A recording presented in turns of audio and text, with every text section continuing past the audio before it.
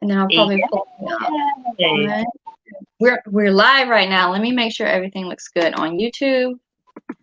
And yeah, hopefully everything will look fine.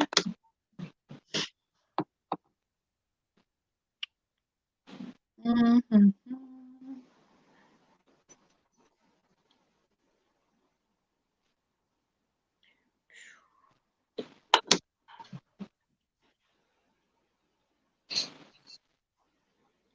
Okay. Mm-hmm. Of course, it's not showing. So let me refresh and see.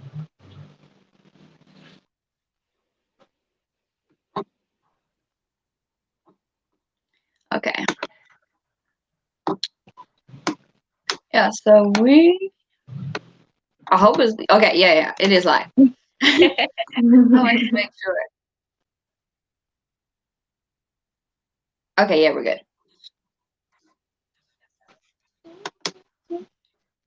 All right, so why doesn't right now there's only one person in the stream, so if you want we can give it a little bit before we start like introducing ourselves, or if not you can go ahead and start whenever you're ready. Wait a little bit. Yeah, let's wait. Okay. We have one comment saying hello. Hello. Yeah, go ahead and pop it on the screen. Hello. Nice to see you here today. Okay. But yeah, so the plan I basically had was just, you know, if you wanted to talk about your work in progresses or your books that are already out, maybe like inspiration for them and how you got into writing like in general and stuff, and kind of see if we've had some of the same experiences, what are different, and you know, stuff like that. Okay. And then I'll go ahead and make one more like Instagram reminder that we are live. Hey everyone, I am currently live on YouTube with 2 other wonderful authors. So if you would like to pop in for a moment and just chit chat with us, I'd really appreciate it. Bye bye. Okay. But yeah. Oh, okay. She's coming. Hello. Hi. Hi. I'm glad to have you on here. Sorry about the time mix up. I thought I was like, oh yeah, Eastern, but I forget that everyone listens at the same time. So. But basically we were just getting ready to like introduce ourselves and talk about, you know, our writing and our work in progresses and stuff like that. Right now we only have one viewer, so we're kind of deciding if we want to wait a few more minutes to see if other people jump in or just, you know, start now and see. Because either way, this will be uploaded to YouTube later for people to watch. So, oh, that'll be whatever cool. you guys comfortable with. Will we all get a link so we can share the video? Yeah, it'll just be StreamYard is streaming this on YouTube like right as I'm doing this. So when it's over, it'll just be automatically re-uploaded to my channel like a normal video. So yeah, you can share it wherever you want. Yeah. After that, yes. I love StreamYard. I was so glad when I figured out something I could do. But yeah, it is 3:08. And then I guess we can just get started if you want, since I know everyone has different schedules. Who wants to go first? I can go first. Okay. My name is Desiree Miller. My pen name is DS Miller. I am currently writing my first book. It's a middle grade novel, and I'm really excited about it. So, That's awesome. I guess I could go next. Mm-hmm. My name is Katrina Lewis. My well, yeah, I guess my pen name is my name, Katrina Lewis. Yeah. You can find me on Instagram at Katrina Writes _ I do have a short story published that I think is super cool. So I hope you guys can check it out. It's called A Crimson City. And I'm working on my first adult fantasy novel. Hopefully it'll be done by, I'm hoping fingers crossed by springtime. But it's been exciting. A roller coaster, but definitely fun. That sounds like fun. Amanda, do Okay, you I want to go guess. next? Yeah, so I'm Amanda Ross. Amanda Ross is my author name, but you can find me at Amanda the Author with 2 E's, like Megan the Stallion.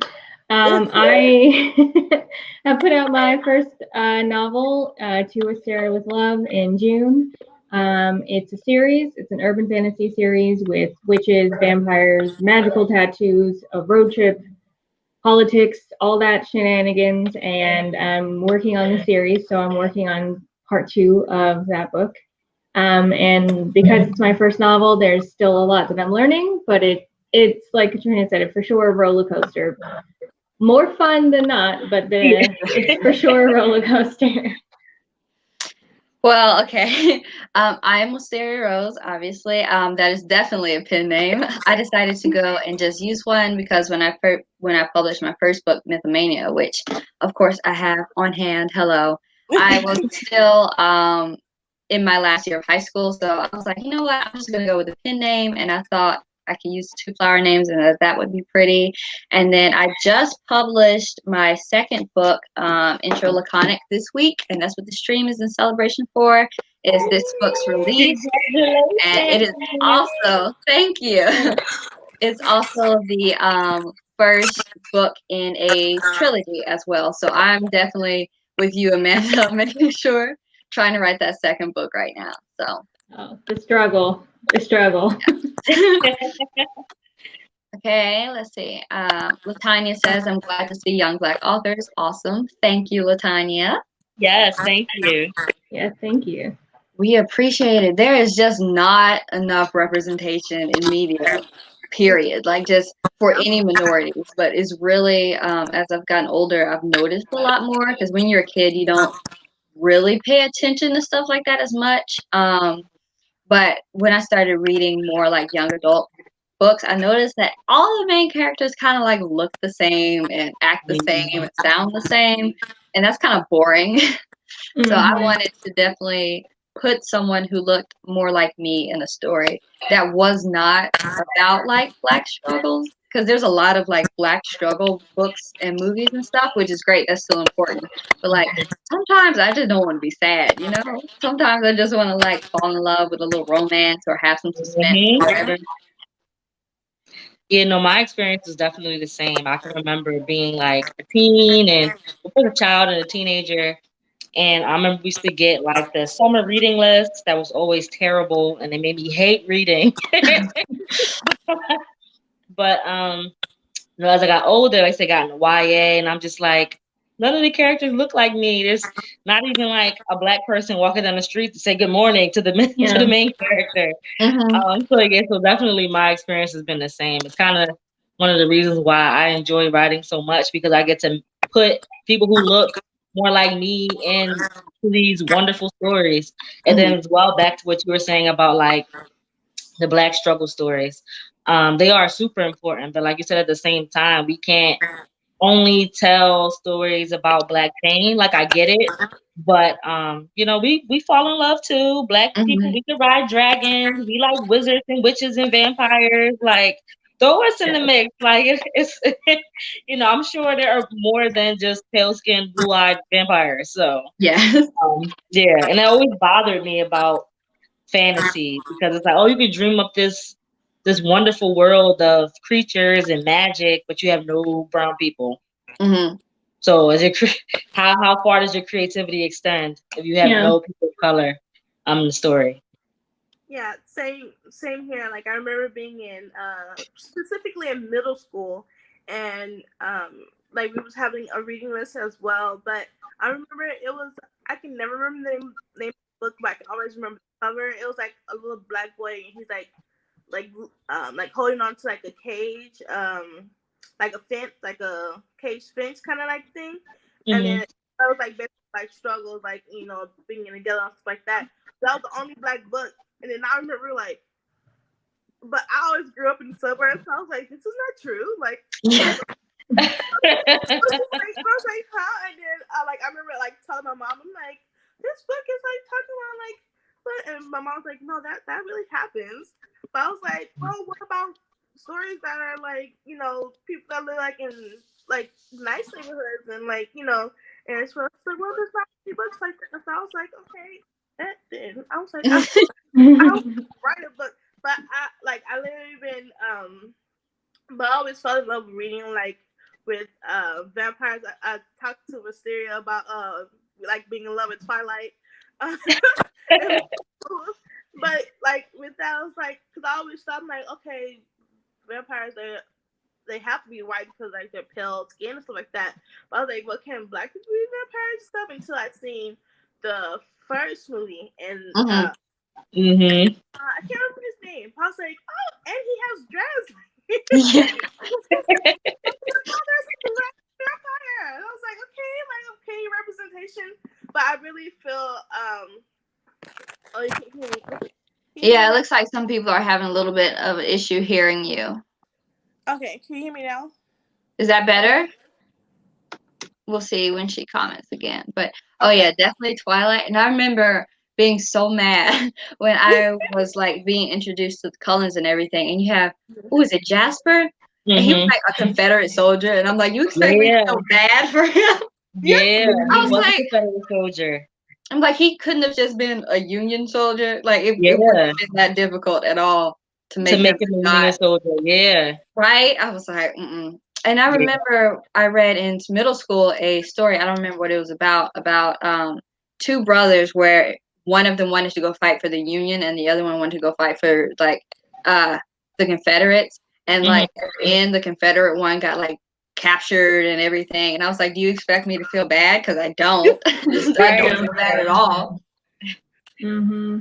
Wow. Yeah, I think it's just like same thing for me. I predominantly read fantasy, and I think, like you were saying, Katrina, you have all of this creativity to think of, do all this world building and think of all of this stuff, but you can't include Black people, or they just like in this futuristic utopian society, but yet everybody's white. Mm-hmm. Yeah. And I think it was always the issue of the final girl in horror as well, because I also read horror, being white, and it's like, why do the Black people die first? Why are we expendable like that? Yeah. And just wanting to create something where it's like we outlast, we're the last ones, and we can be fantastical. Like in my book, the main character is a Black witch, and he's very proud of being Black. He's very proud of being a witch and having magic.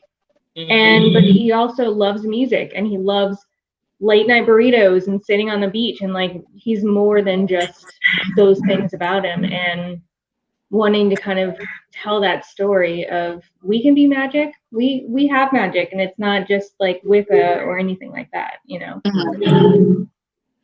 But yeah, I think especially there's been much more like Black representation in media lately, but most of it's like how to be not racist. And here's a story about how my brother was murdered. And I'm like, this is important, but like I'm like this is my everyday life. Like I kind of just not want to have nothing to do with it.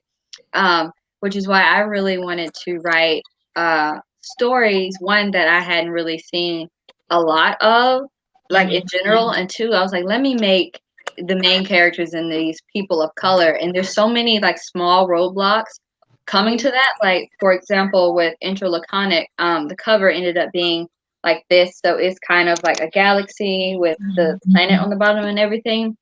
But at first we were going to go down more of a typical YA route where there was like maybe a couple on the cover and everything. But there are like no Black people in stock images.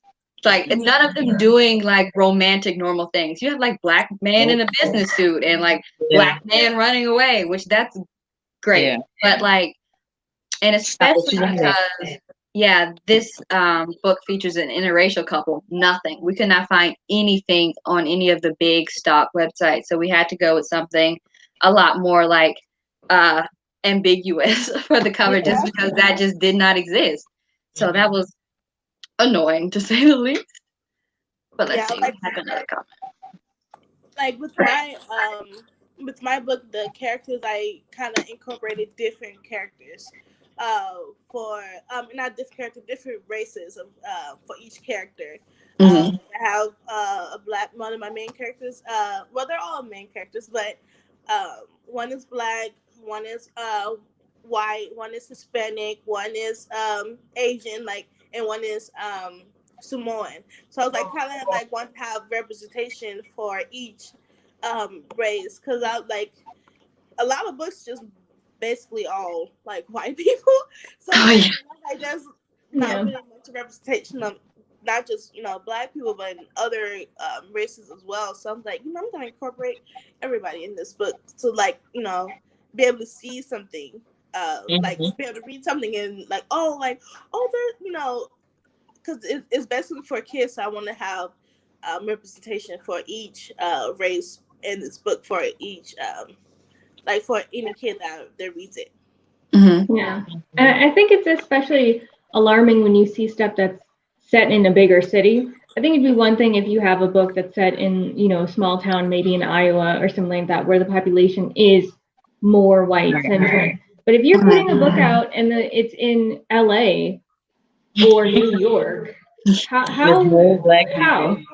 Yeah, like where's everyone else? Make it make sense. Like where's you're going to different sections of LA or even New York, different boroughs, but everybody's white. That's not real life, and it just and that's what I wanted to do with my book as well. Like it starts in Venice Beach, and most of the main characters are Black, but there is one character, she's Latinx, and another character who is white.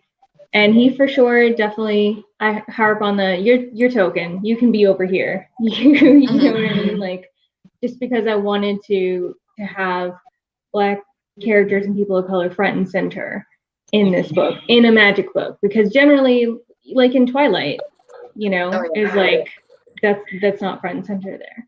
Yeah. And I think with a lot of big writers too, we find out that they're problematic. Like of course, J.K. Rowling, that's a whole lot we're not gonna get into. But apparently I heard Stephenie Meyer. I've heard like people say that, but I never knew like what happened. I was like, wait, cause I remember with the last slide with that you did like for a writing sprint, and you were talking about it. But I was like, I'm so lost. Wait, what's going on? Like she basically said some very not cool things about certain people and whether or not they have the right to exist. And I was like, and a lot of people were very upset because she wrote, what so many people consider their childhoods with Harry Potter, and Harry Potter's huge. Just think about you have Harry Potter world and drinks and movies and everything. So she's making bank. And all of the stories were very dear to people's hearts. So that was very upsetting. But I heard Stephenie Meyer went and when the Twilight was being filmed, made strides to specifically keep people of color out of roles that were like for people of color, like Jacob, not Native American at all. Like we had there was one person of color who was like vastly important in that whole series, and nothing. They whitewashed the character, which is I hate that so much. Like when you have just one. Where it said Stephenie Meyer, she actually the director of the first film wanted to make Alice maybe of like Asian descent or something of that nature. Yeah. And Stephenie Meyer was not having it. She was like, no. They all should be white. I was like, okay. Oh wow. This is doing too much. Yeah. But I can't stand it, especially when, people of color get so few roles in things, and then the few opportunities we have to like put a new actress or a new actor into a role and it just gets completely whitewashed is crazy.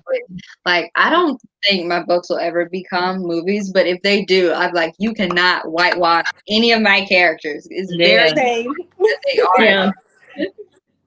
I know for me, when I was writing A Crimson City, my short story, and like going into like the book I'm working on now, a big one for me was like how you mentioned earlier, there is like some representation that's making its way to the forefront. But I also find like a lot of the Black representation either like struggle or the Black representation we do get is like a very fair skinned, loosely curled hair. Right. So like a big part of like my main characters was to promote darker skin beauty. So like my MC in A Crimson City, she's a very dark skinned woman. She has a tight, coily short hair. the MC and my the work in progress I'm doing now, she has like the short sister locks, so they're like short and curly. Then the main character, he's a black man, darker skin. So yeah, that was a big part of me creating my world. 'Cause like you said, like it's important to have like other races of people as well to make it seem real. Like there's other people out here. Hello. But I also wanted to make sure that I focused on darker beauty as one of the main points in my stories as well. Definitely. I feel like there's the little bit of representation we do get with Black people. It tends to be people more around like my skin tone, which of course is like good because there's lots of us. But like still, there's so many absolutely gorgeous and intelligent, beautiful, darker skinned Black women and men who deserve to be like put in the front and be the stars of the story. So like I have so many book ideas for the future, featuring all kinds of different people from all kinds of different backgrounds and all types of different like shade ranges and stuff. Because I think it's important to see yourself. Like I remember when Princess and the Frog came out, and I cannot tell you how much my life changed. Yes, like, isn't that so sad? Like Literally, tomorrow, like every day in my house, like literally. Like tomorrow is my 19th birthday, so I'm not old at all. And I remember specifically when that movie came out because I was so excited. I had like the Princess and the Frog like comforter and dolls and like dresses and everything because I was like, oh my god, there's a Black one. We have a Black one. But we still only have one Black princess, and that's kind of. But okay, whatever. And she was the frog for a lot of the movie. Brandy. Yeah, I'm sorry. she was. What did you say? I'm sorry, I missed it. Oh, I said, and she was a frog for most of the movie. So it's like, on one hand, it's great that we have that representation, but then we need more because she was a frog for most of the movie. Yeah. But I was going to say, did you ever see the Cinderella with Brandy and Whitney Houston? Yes. That was my shit. That was my favorite one. And like when I was little, I did not question anything. I was like, "There's an Asian prince with a black mom and a white dad," and I was like, "Okay, that's normal." Like I didn't. Girl, he was my husband growing up. I was like, "Oh, I'll marry him." Yes. Right? Yes, that was a good one. We had Whitney Houston as a godmother. Who would want godmother? That was perfect. They need to just not remake that. If I would fight somebody if they said that they wanted to remake that because it's so good. Oh, apparently there's some drama with that one because it's not on Disney Plus for some reason. And people were asking Brandy why she thought that was, and she was like, "I think I have an idea as to why." And I'm like, "We can't have nothing, like not even one." Like I liked the rebooted Cinderella from like 2015. I thought it was really nice and great and everything, but like you can't even put the Brandy one on Disney Plus. Yeah, that's crazy. Mm-hmm. That's the best one in my opinion. Yeah, I found it on YouTube the other day and just like watched it. It was really good. But I remember in Disney World they're taking down the Splash Mountain because it was based on a super racist movie that nobody's seen, but I own it because you're not supposed to see it. But it's basically the movie is about this little white boy in like Arabellum times, like pre-Civil War and everything, who is like looks up to this Black slave a lot, and his mama don't like that, and that's the whole movie. But the killing thing is, it's not a bad movie. It's just super racist, and it's just Splash Mountain was based on that movie that no one's ever seen. Wow. So they're replacing that one with a Princess and the Frog theme, right? So that's pretty cool. Finally. I know she doesn't get any representation. No. Yeah, and then they just did a mural for Black Panther at Disneyland too, I believe. Yeah, it was beautiful. I couldn't believe it when my brother was like, Chadwick Boseman died, and I was like, you're joking, like because no one knew he was sick, and I was like, why? But then he was like, no, he died, and I was like, oh my god. Yes. This year has been so bad for us. Oh my god! He called me. He was like, "Cause he's literally at the store," and I'm just like, I literally just like sitting on my phone, and I was like, "Okay, I'm just waiting for another pop up. They always be doing extras." So I'm just like, and then like I go on Instagram, it's like all over Instagram. And I go back to Facebook. I'm like, "Oh my gosh!" Then my husband calls me. He was like, "Babe, he died," and I was like, "I know." And he was like, "I'm so hurt." Like he came home and he was just like laying in the bed, like. bro, I'm like so hurt right now. Like I don't even want to talk anymore. Oh yeah. And My like heart was we were like broken. in a group text, me and my sisters and my husband. They were like, "I'm done with 2020." Yeah. Yeah.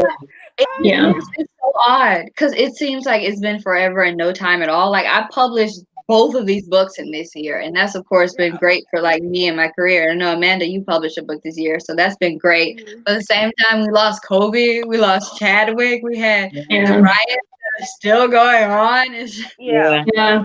And it's, I think, harder too because people, like, we don't know what it would be like publishing not in a pandemic. Like, obviously, you know, next year we publish and hopefully there won't be one. Mhm. But it's like publishing your first book in and around this time when people are just so stressed and everything's happening. It's I don't know, it's definitely kind of like you have to grow up a little bit more as an author because you have to, like, you don't have the time to really, you have to fight to get people to pay attention to you because there's so much for them to pay attention Oh yeah. to in the news. It's like every number, every follower I get, I feel like, oh, look what I've done. I'm so sad about Chad. Oh, I know. Yeah, Yeah. I was like, when I daydream about my book getting made into a movie, I was like, Chadwick Boseman. I want Oh, him yeah. to be in my book Yeah. 'cause, like, all of the characters in my book are darker skin, except for the white guy. But like even the Latinx character Sloane, she's darker skin, and I think that's important as well when you're talking about Latinx representation, making sure that they're not, you know, like somebody that is lighter skin, like a Camila Cabello, but maybe somebody darker skin as well, because they don't necessarily see that representation either. And so it was important to include that. So daydreaming about maybe Chadwick Boseman could be like one of the head witches, you know, Yeah. and it would be so That cool. would have And been then cool. That would be so cool. Oh it my just felt God. like, oh, it hurt my heart. I was like, my Yeah, my heart dream. definitely still hurts. I can remember that weekend, my dad. It was late game when the news broke, and I was downstairs. I might have been like playing The Sims 4. Mhm. Yeah. I should have been writing, but I was playing the PlayStation. And he like was screaming my name. I was like, "What happened?" I was like, "Friends." I was like, "Is everything okay?" And he was Mhm. like, "Did you hear about Black Panther?" And I, in my head, I was like, "Please don't say he's dead. Please don't say he's dead." And all of a sudden, my dad was like, "He died." I was like, "Oh my gosh!" Yeah. I could have just like fell to the floor. Like I was like heartbroken. Yeah, Yeah. that movie was such a cultural reset. I was Yeah, like, every like group of people of color came together and we were like, look, we yeah, have like a big thing. And it was such, I know that movie was so important to so many people. And now the fact that we won't be able to continue that storyline, at least not in with the way him. that it was intended, is heartbreaking. But maybe his sister will take over. And that'd be cool Yeah, to see that's Black women in a that's how it position is of in the power. comic books. In the comic book, she Oh, takes is it? over. So yeah, so I'm just like, please, y'all, stick. Yeah, Because We Yeah. need this to keep I going. read some of the comic books, and I'm just like, y'all, please, just stick to the story. Stop doing your own thing. Like, Mhm. stick to the story. Yeah. Cause like that's like a pet peeve of mine. Like with X-Men, like they changed so much with that. I'm like, and like even with Black Panther, because old girl wasn't his girlfriend. It was Storm, and I'm like, what is yeah. this? Mhm. So I was like, okay, I'm just like y'all do your thing. I'm like, I'm not nobody, but Well, and even with Storm, don't they like continue to like not whitewash her, but make her a lighter skinned? Isn't she Yeah. supposed to be like a darker She's really skin? dark. With just She's dark. Yeah. yeah, They gotta she's like quit that. darker skin, and they really do she's because it's just no, let darker skinned women have their shine. It's time. Like y'all need darker skin, Storm, just like white Yeah. hair. That's it. Like I don't know. It's just stupid.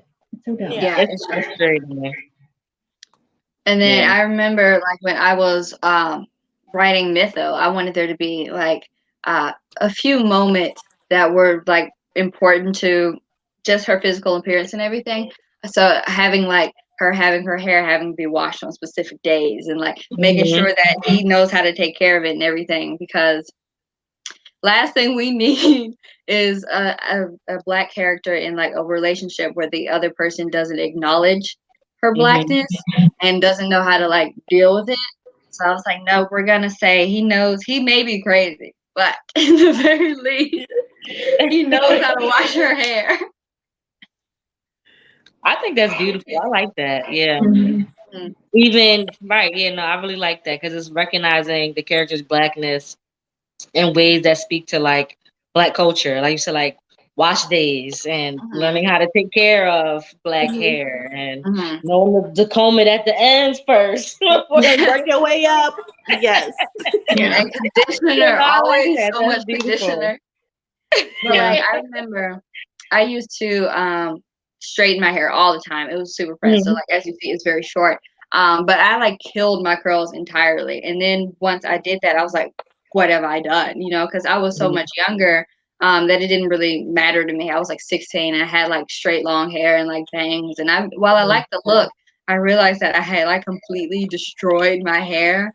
And Mhm. then I've just been working on like growing all that damage out and chopping it off. And I'm like so happy that it's all curly again. I'm like, Yeah. yes, finally.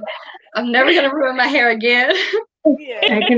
I can relate. Same thing. And then I bleached it a couple of times because I wanted Mhm. blonde, and I didn't go gradual. I went like from kind of a reddish to then blonde. Like we're talking Gwen Stefani blonde, and it just ruined my hair. And then after that, when I like went dark again, I proceeded to still straighten it and have like the Anne Hathaway Devil Wears Prada hair where you got the bangs and the thing for so long. And it really isn't up until maybe May when I stopped straightening it and dyeing it. And so I'm still kind of trying to like get my curls back to being something Mhm. Yeah. because Yeah. they're not what they used to be. I think Yeah, hair like is very important. it is. Like I same with like I dyed my hair like some like it will always be like a burgundy, it's like red, and I was like always like keep dyeing. I'm like, oh, this is so nice. And then it really started damaging my hair and like drying it out like Mhm. so bad. And then I would like with Siri like will flat iron my hair, come like, oh, like it's like really nice. And yeah, I remember one time I had the flat irons and it was really, really, really hot. Like I had set the thing really hot, and I remember like trying to do bangs and burnt Mhm. my hair off. Oh my Oh god. no. Oh no. Mhm. Oh, I was like, why am I doing this to my hair? And my curls wasn't like as the fine as they used to be. And so Mhm. like I literally just like actually like partnered up with a hair company and been using their products, and I'm like so happy. Like my hair was like starting to come back to like its natural state, and I was like, I literally like in the shower, and like as soon as I got out, and I was like, look at my hair. I was like literally about to cry. I was like, like back. So I'm like, okay. I'm like, okay. And I was like, I'm not feeling flat on my head no more. Like Yeah. I can't. I learned I learned my lesson with that. Oh my god. Because and it was just so much easier to like not Mhm. have to deal with it, you know, Mhm. especially since there's been like finally a wave of natural hair products recently, Mhm. like Yeah. the last 5 years Mhm. that just did not exist before. So I feel like it's much easier to take care of my hair on a daily basis now than it was, you know, when I was straightening it so much. So Yeah, it's because just, and I just before, realized how much it mean to me, you know? yeah, because like before it was just all relaxers in the store. Yeah. For Mhm. Mhm. there was like really much no like curler, like like help with curly texture hair or like detanglers and like different things Mhm. like that. It was just like, oh, it's a background on a box for relaxing our hair. That was it. Mhm. Yeah. Oh Like yeah. literally. Latanya says, I love natural black hair. Thank God for the products we have now. Yes. Oh my gosh. Yes. It was such a struggle before, but like, and Mhm. then I know, with like Mytho, my very first book is like a romantic suspense. So it's Mhm. kind of very different than this new book, Laconic, because this is just about like two teenagers falling in love. And I was like, I didn't want nobody to really like deal with any of that super heavy stuff, at least not Mhm. until later in the series, because like we just have those moments of happiness. Like Yeah. let's just be cute coupley things Yeah. and go places and like not have to worry about society for like 10 minutes. Yeah. Mhm. 'Cause I So thought that's that what I, was so important. yeah, I was like that was the Hmm. main thing that got me really to like fall in love with books, like just to get away from everything. It's like Mhm. it's just so Hmm. much going on. I'm like, you know what? Same. I'm gonna read a book and go to a happy place, just for Yeah. a Yeah. second. Yeah. And I know I, me, I'm like a super hopeless romantic, so that's one of the reasons why as well. I'm like, oh, I always have a book crush. My fiance always rolling his eyes at me whenever I'm reading something new, and I'm like, oh, I like him. He's like, of course you do.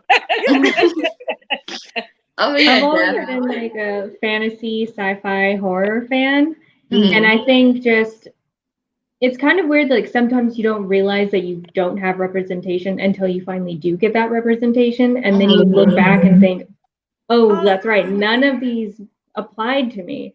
And I Yeah. think especially in like horror as well, that's been like such a big both movies and novels that I've been really excited, especially like with Jordan Peele putting out content that's like Yes. horror and then Lovecraft Yeah. Country. Finally, we can be there and get represented because for the longest time people were thinking, oh well, Black people don't really like horror, and that's just not Mhm. true. It's like Right. we die first. Why would I Mhm. consistently want to watch something where we die first? Mhm. You Yep. know? And so And then I it's also just so think it's exciting. important. Oh, what were you saying, Amanda? Oh, I was just saying, like it's exciting that there's more of that type of content out now. Mhm. Yeah. And I think when I watched Get Out, I'm much more of a suspense person than a horror person. But what really like intrigued me was they actually, of course, because it was a Black man who wrote it, but had Black people acting how Black people would act. So in like normal Oh horror my God. movies, I'm like, we would never do this. Like just Right. never, ever. Which makes it We so don't ever frustrating. fall. We don't ever fall and crawl on the floor. Nah. Like we get And right you back could not up. tell us that one Black person in a group of all white friends would go into some place that was supposed to be like haunted in the middle Yeah. of the woods. No, we wouldn't. That's just not how No. it works. It'd You be just like, mentioned Get Out, and I'm thinking of this scene, because you said how Black people really act, Mm-hmm. and I'm thinking of this scene where he's like, "Rose, give me the keys, Rose." Uh-huh. yeah. Yeah. Yeah. That's what made it so good because I was like, okay, yeah, this makes sense. It's horror, but he's Yeah. not acting stupid. So Yeah. that's why I really liked that movie so much, I think, because that was done so well. It was It great, was suspenseful and everything, but they still had Black people acting like Black like Black people. people. Yeah. Yeah. I remember I was watching this TikTok the other day, and she was like, I was with a group of my friends, and then she saw all these like Black people were running in the opposite direction, and she said, I just got up and ran. And her friends was like, why did you start running? And she was like, if Black people are running, we're running for a We all reason. run. Yeah. We run for We just freedom. got time to go. Yeah. Yeah. Yeah. I know. That was a good movie. I really liked it. But I think I'm glad so many Black people in all different types of genres are finally getting that push to like put Mhm. content that is enjoyable out for us, where we're not just like a token side character or like sassy Black friend, that they Yeah. that trope. Yeah. Yes. Yes. And Yeah. especially too when you have like the sassy Black friend being a like darker skinned that I've noticed that like especially Yeah. in like Martin and all these other where the sassy Black friend is, and it's like She's dark skinned. Yeah. Yeah. yeah, And she's she's darker. always like the butt of the joke. Like she's always called like ugly, or she's always called names. She's not desirable. Mm-hmm. She doesn't really have a man or a partner, period. Yeah. So yeah. Yeah, and I hate that. And in my book, the like head of the so there's witches. There's a big witches council, and the head is a darker skinned Black female, and she's the first female and the first Black woman to be the head. And I kind of pictured her like, Angelica Ross, who yeah, that's who I picture as her looking like in that kind of same personality and vibe. And it was just so important because it also like helped me channel my mom a little bit because that's how she is, and she's been a lifelong reader, a lifelong lover of fantasy and all this stuff, and like she's never really seen herself represented. So I kind of like wrote that character to be like, Mom, here, it's you, for you,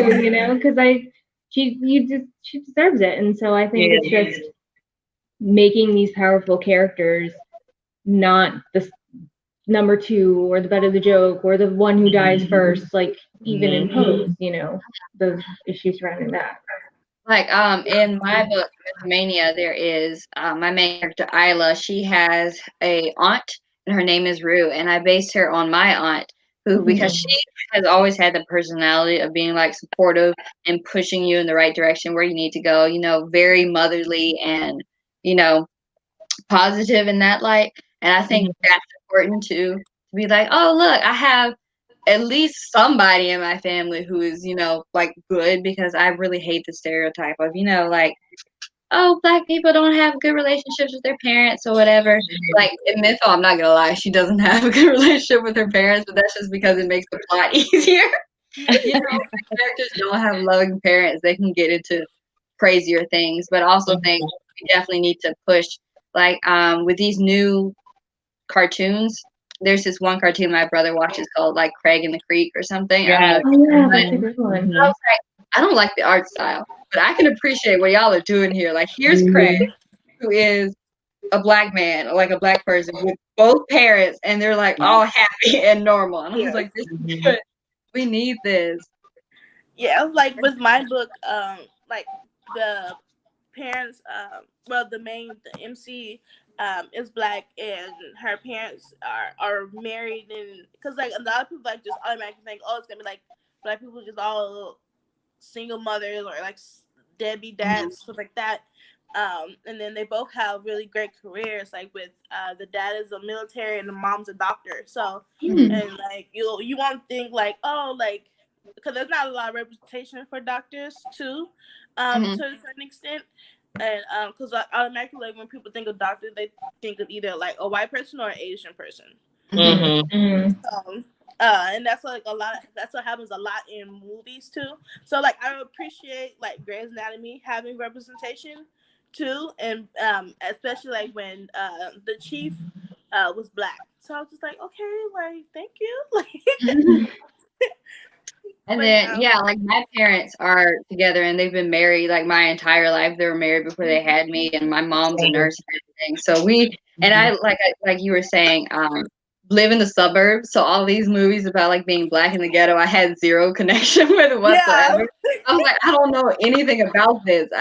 People do my yard for me. I don't, it's not, I just didn't have that connection. But and then also, I feel like we're learning a lot more about our past and our culture in general. Because when I was little, I didn't think black people had culture, because of everything. I was like, that's not something we have. But learning that we had important people like in history who made great strides for this country and this planet. Like when Hidden Figures came out, we saw it in the theaters, and I cried. That one scene, if you've seen it, where he's tearing down the bathroom signs, I sat there and I cried in the movie. I cried so long because that was like, it felt so good knowing that lady is still alive somewhere, and she went so long without anyone knowing that she did so much for this country, Insanity.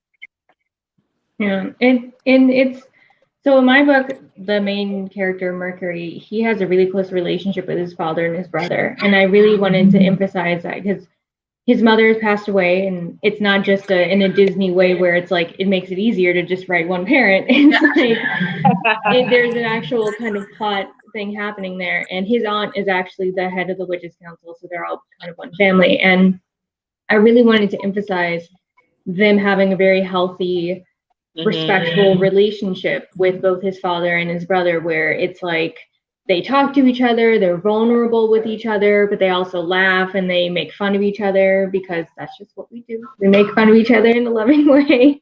And also too, like his father is bisexual, and I wanted to show that as well, that like when queerness exists in Black spaces and that can be celebrated, and it doesn't have to be an opposition. There doesn't have to be an opposition to it. It could just be what it is. And so I think that's probably like the most important relationship in the book is Mercury's relationship with his father, who's just this badass, like tattoo artist, super powerful witch person who's on the council who loves wearing suits and diamond chokers. Like that's pretty much it. I know in mine, it's similar. So my main character, she has a really strong relationship with her father, but her father is going, y'all. I can't go on and tell you anymore because then that'll spoil it. But yeah, no, it's definitely important to showcase, Black people and relationships with their parents, and I just feel like in general, even when we talk about stories that take place in like the hood or like the ghetto, so like I didn't grow up in the suburbs, so I grew up in like the hood kind of thing. And I just feel like stories need to like humanize Black people more. Like I feel like Yeah. we're either like super pigeonholed in certain stories.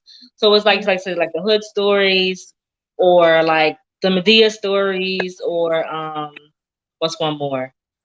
Or like we die first in the horror films. I Yeah. just feel like Black people like we're always like a prop or Yeah. like the punchline in the movie or I don't know. It just feels like I don't see anything wrong with telling struggle stories or hood stories or because there's a lid for every pot. For every hood story, there's a reader who wants to read it. For every buffoonery Tyler Perry Medea comedy, there's someone who wants to read it or watch it.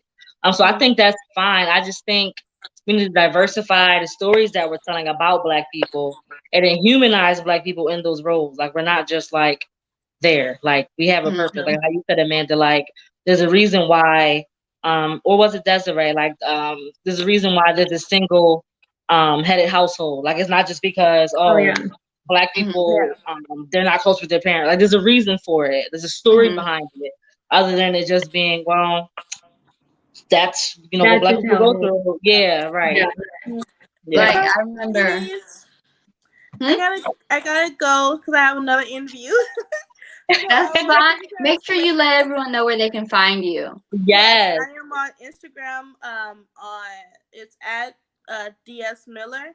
And then the picture is just like a woman sitting down, like reading a book. So I need to change it to like my face.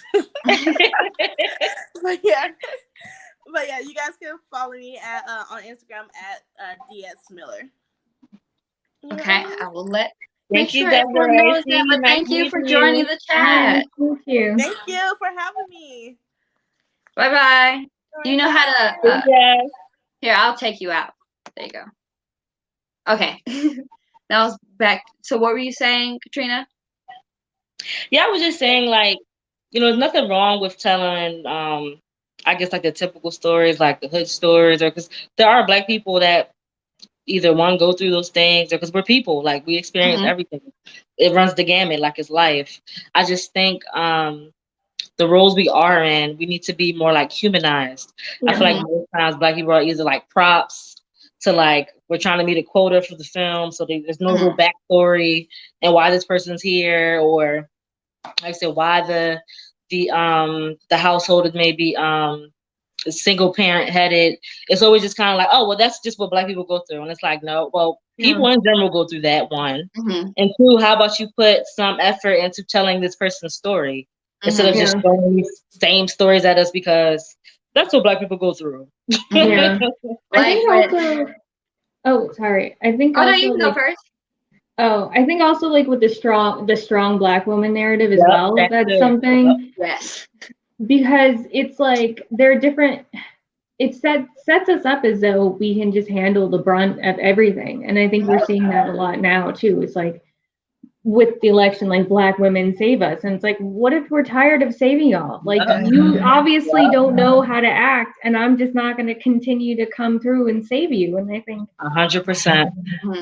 When and I think this is something that can happen when non-Black people write Black people, and that's why I think a lot of the stories about like characters that grew up in the hood or characters that have one parent or whatever can sometimes be very like just miss the mark, is because it's not written by somebody like own voices. It's not written by Black people who have gone through it or who have family, or even if you grow up in the suburbs and you're Black, I feel like you have much more of a connection to that story of somebody who didn't, just by virtue of, and when we're talking about like the strong Black woman, it's like she always has the answer for everything. She can do anything. She's not vulnerable. She's impenetrable. Yeah, and it's like that's there's nuance to us, even if you are a woman who is career minded, you legitimately don't want a man. It's like right, yeah, that's it. Yep.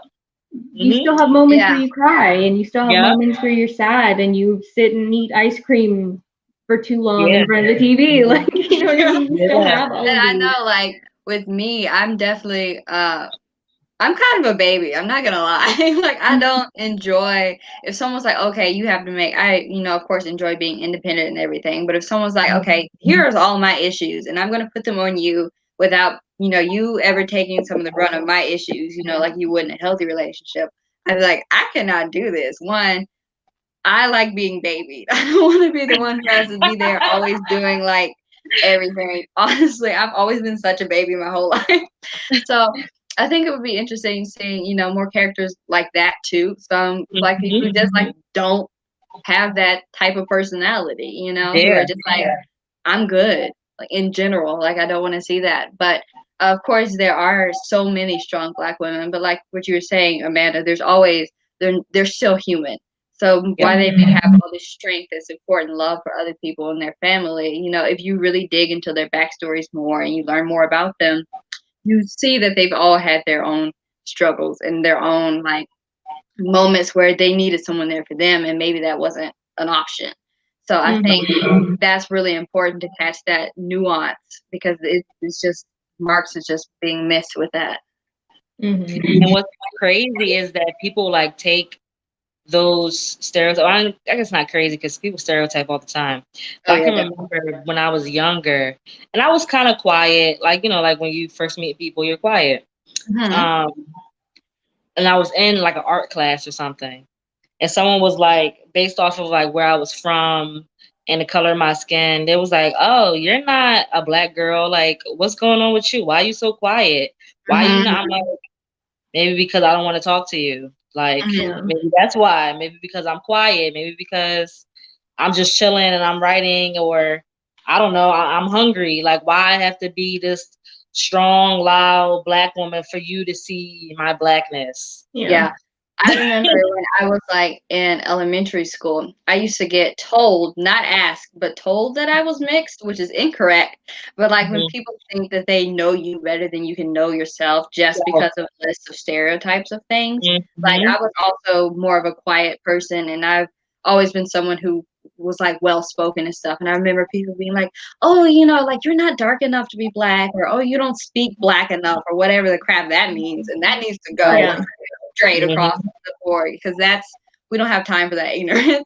But I remember I used to be so like hurt too, because people are being like, am I not black enough for you? What does that even mean? I'm still and then the struggle also, like, okay, if I'm not black enough to be with you other black people, I'm not white enough, to be white because I'm not white, Right. So white people, we're all black people. And we gotta stop, deciding that people can only be black people if they look a certain way, because we come in all different shades and colors and hair types and body types and everything. And it was just really like some of the stuff people used to tell me, because when I was little, I was like really tall and really skinny, like painfully skinny.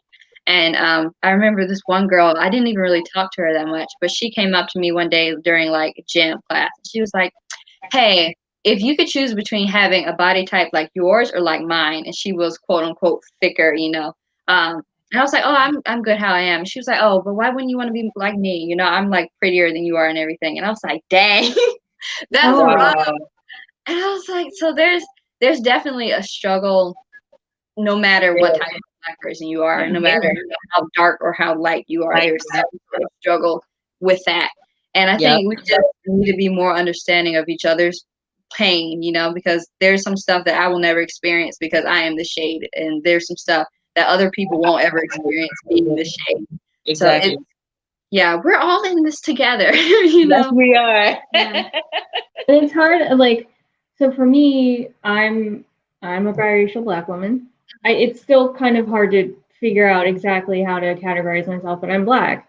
And there are some people that would say, well, you have a white parent, and so therefore you are not black, you're just biracial, and you belong in biracial spaces, not in black spaces. And I think, oh wow, and I think for me, it's just about like, it's more about discerning and having an understanding of like the privilege that being lighter skinned carries, and knowing when to be like, no, I belong here, and knowing when to say, no, this spot is for somebody else. I don't need to be the one to fill this. And I just kind of feel like just being in the room is important for me. Like, I'm Black. I want to be in the room with all the Black kids because that's where I belong. But I'm not trying to take somebody else's space.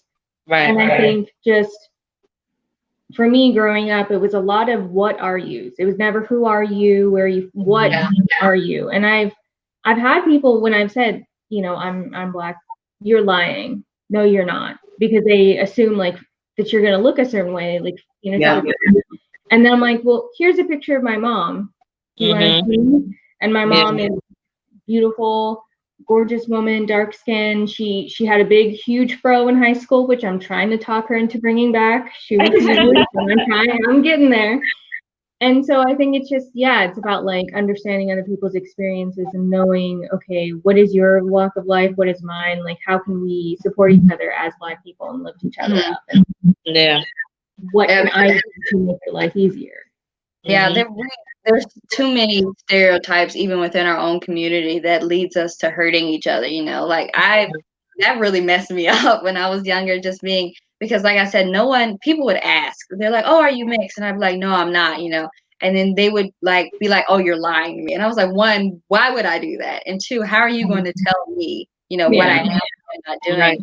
And so even now I get a lot of questions. Most people are pretty kind about it. I'm like, oh no, I'm not like mixed, at least not in the way that you're thinking. But yeah, there's a lot of that, and I remember not feeling cool enough either to be in parts of certain circles, because when all of the other girls, you know, our hair is a bit different than mine, or they're a little darker than me, or shaped differently than I am, I felt very like not part of the group, even though we were all, you know, Black girls who wanted to do similar things. So that was interesting. There was a lot of stuff that, you know, and then now I moved and I live in an area that is predominantly white. So I'm back to just being like the one brown kid in the entire class. So that's not fun. I don't need to other things that being in an all white like classroom, we read Of Mice and Men in class in 11th grade, and my teacher was white. And you know, Of Mice and Men goes full hard R in the story, which was appropriate given like what the book was about. But what was not appropriate was my white teacher just going straight through it, and I just sat there feeling so awkward because what am I supposed to say? You know, like I was literally like the only brown person in that room. It was not a good day. Like I liked the book, but that was not fun. I didn't enjoy that. That was It's not crazy good. how Black people, particularly I feel like Black women, well, Black people in general, but because we're all Black women, say Black women, we're either invisible or hyper visible. Yes. It depends on what card they're dealing that day. Either they don't see us. That's why she blew past that hard R, that hard ER at the end of that word. Hard. And tried to act like it wasn't a problem. Or we're hyper visible. If we're standing somewhere we're not supposed to be, it's all of a sudden those Black people over there aren't supposed to be there. Like, it's important for us to, I think, read those type of stories and understand the struggle of Black people from, you know, 100, 200 years ago, when racism, as terrible as it is now, is still much better than it was then. But I think also we as a society need to work on doing those things respectfully, you know. She should not have said that. Like, no. Or she at least should have gave a lecture maybe beforehand to like something. I was just reading the book and she was like hard R, and I was like, and then I could feel other people looking at me, and I was like, I don't know what to do in this situation.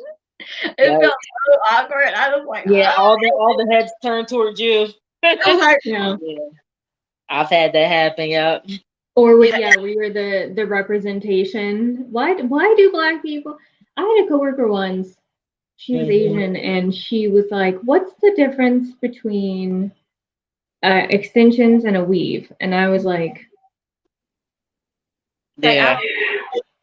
"You know who knows that? Google." Right, go to Google. I had literally someone ask me what. So when I was in high school, the Nicki Minaj song with what is his name? Big Sean, as that song was out. So everyone was dancing to it.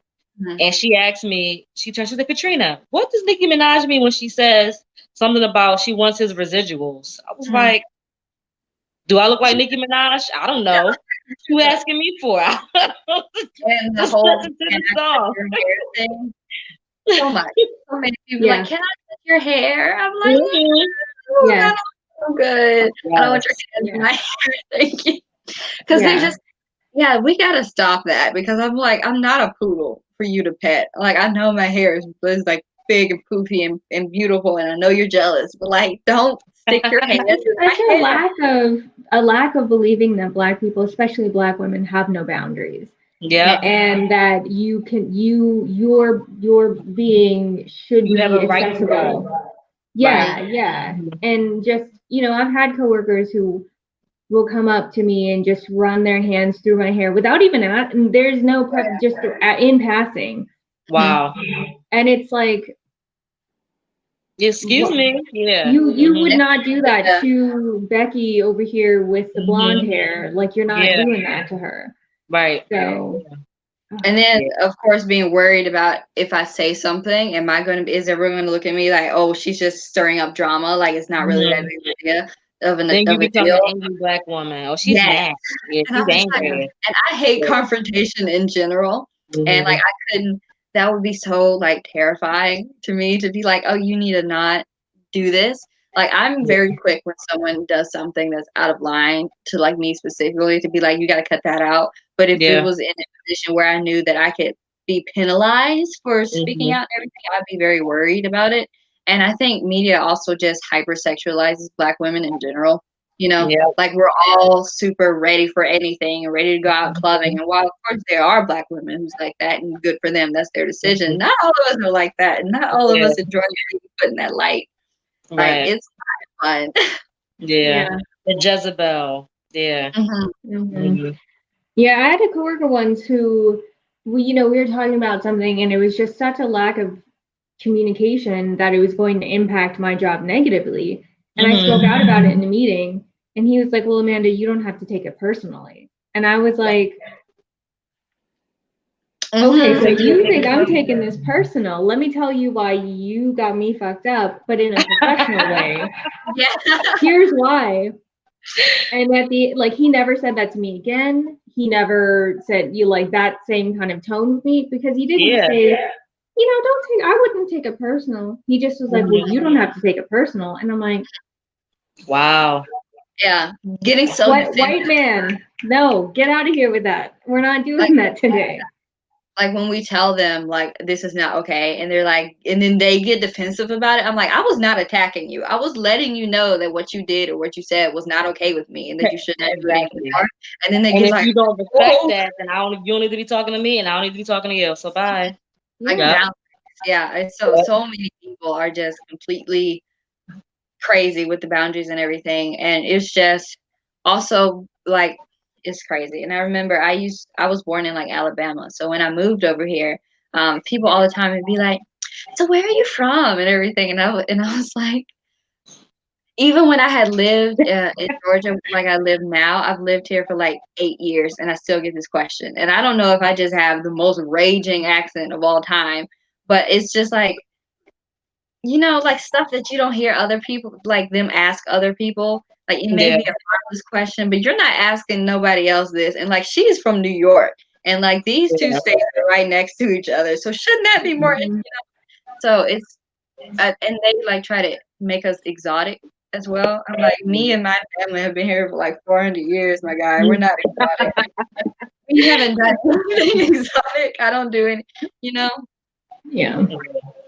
It's just so much other stuff, and I think that's really writing was a good way to get that representation out as well, because I've always loved writing in general, but there was really not that much representation, especially not when you were children.